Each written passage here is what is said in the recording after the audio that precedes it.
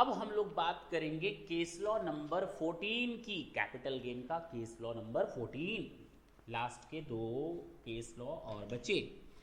Can the assessee claim exemption under section 54 on account of capital gain arising on transfer of depreciable asset? Landmark decision है, the most important decision. हमने किसी depreciable asset को बेचा, और depreciable assets always creates short term capital gain,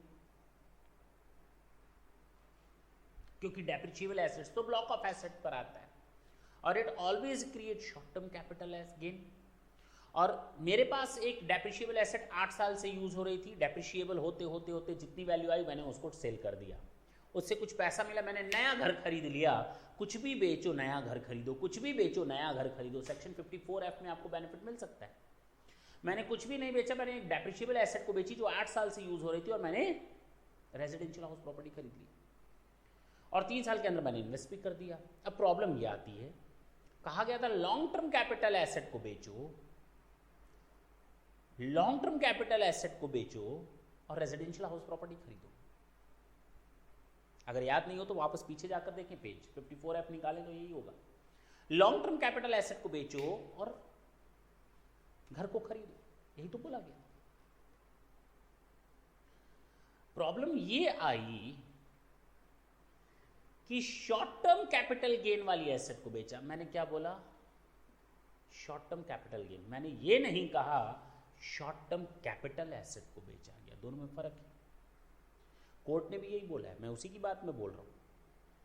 court ने कहा देखो भाई, एसेट 8 साल से यूज हो रही थी, only for the purposes of tax within the meaning of section 48 and 49 we considered as a short term we compute the short term capital gain only for the purpose of complying the provisions of section 48 and 49 we calculated a short term capital gain. We never said that it was a short term capital asset. While we will consider the period of holding, it comes a long-term capital asset, cause period of holding is defined under section 242A as a short-term capital asset.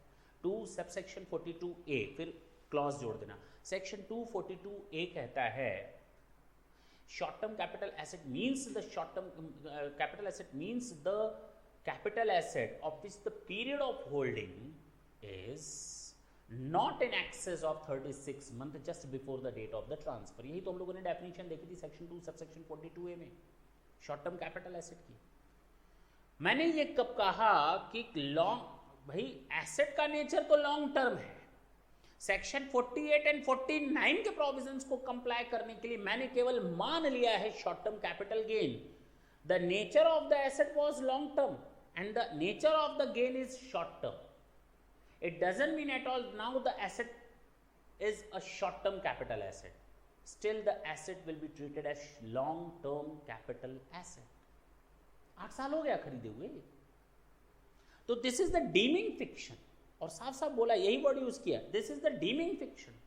Dimming fiction मतलब किसी act को, किसी particular provision को follow करवाने के लिए हमने एक डीमिंग फिक्शन कहानी बना ली कि ये अब शॉर्ट टर्म कैपिटल गेन है। मैंने ये कब कहा ये शॉर्ट टर्म कैपिटल एसेट है? nowhere we told, nowhere it is written that if any asset is used for more than 3 years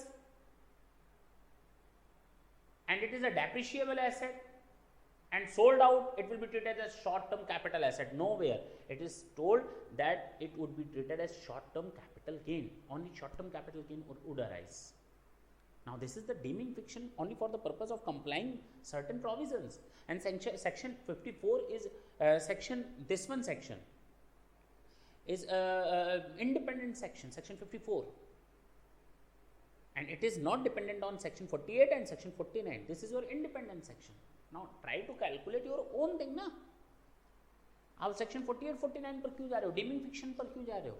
वही इसने कहा सेक्शन केस लॉ नंबर 14 में, The deeming fiction created by section 50 and the capital gain। section 50 ने क्या बोला है कि when a block of asset will cease to exist when a block of asset will get ceased to exist, and in the case of cease to exist the short term capital gain would arise. यही तो बोला है section 50 ने, पढ़ाया है, PGBP में भी ये बात बताई और कैपिटल गेन में भी हमने आपको ये बात डिटेल में बताई है. तो section 50 is a deeming section that the capital gain arising on transfer of a depreciable asset shall be treated as capital gain arising on transfer of short term capital asset is only for the purpose of section 48 and 49 and not for the purpose of other sections. Section 54 being an independent section will not be bound by the provisions of section 50. 54 section 50 से bounded नहीं है, ये independent section है. Section 50 independent section और section 50 जो है हमारा वो डीमिंग फिक्शन है, वो पर्टिकुलर किसी चीज़ को मान करके आगे चल रहा है, जबकि ऐसा कुछ था नहीं, माना गया है.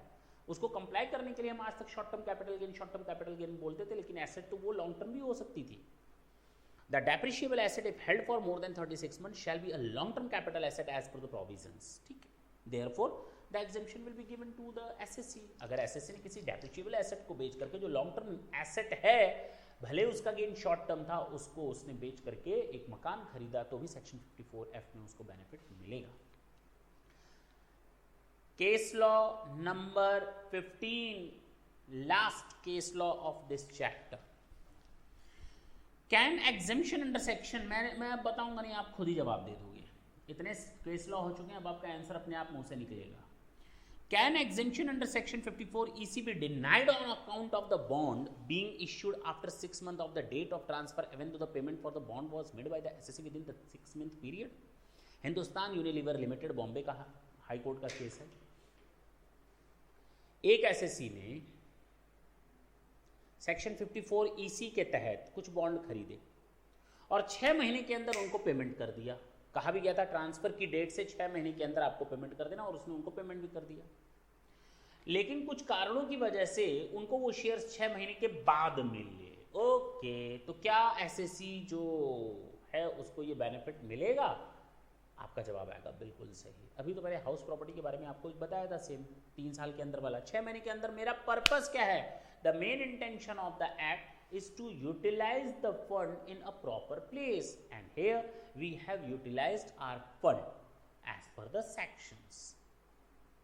तो अगर मैंने 6 महीने के अंदर वहां पर पैसा इन्वेस्ट कर दिया सेक्शन 54 EC के अकॉर्डिंग, हाँ पेंडेंसी है किसी पर कि हमको बाद में मिलेगा शेयर्स, इनमें बॉन्ड्स बाद में मिलेंगे, देन इट इज ओके, कोई दिक्कत नहीं है. आपको ये सेक्शन में डिडक्शन लेने से कोई मना नहीं कर सकता. अब समझ में आई बात. हाई कोर्ट ने डिसीजन दिया, for the purpose of the provisions of section 54 EC the date of investment by the SSC must be regarded as the date on which the payment is made. The date of payment is important. The High Court therefore held that if such payment is within a period of 6 months from the date of the transfer, the SSC would be eligible to claim exemption under section 54 EC. हम लोगों ने capital gain में जितने case laws हो सकते हैं वो सारे केस लॉज कर लिए. इन केस लॉज को आप हर कुछ दिनों पर रिवीजन करते रहें, दिमाग दौड़ाते रहें. Hardly it will take 2 to 3 minutes to get it revised. Thank you. Thanks a lot.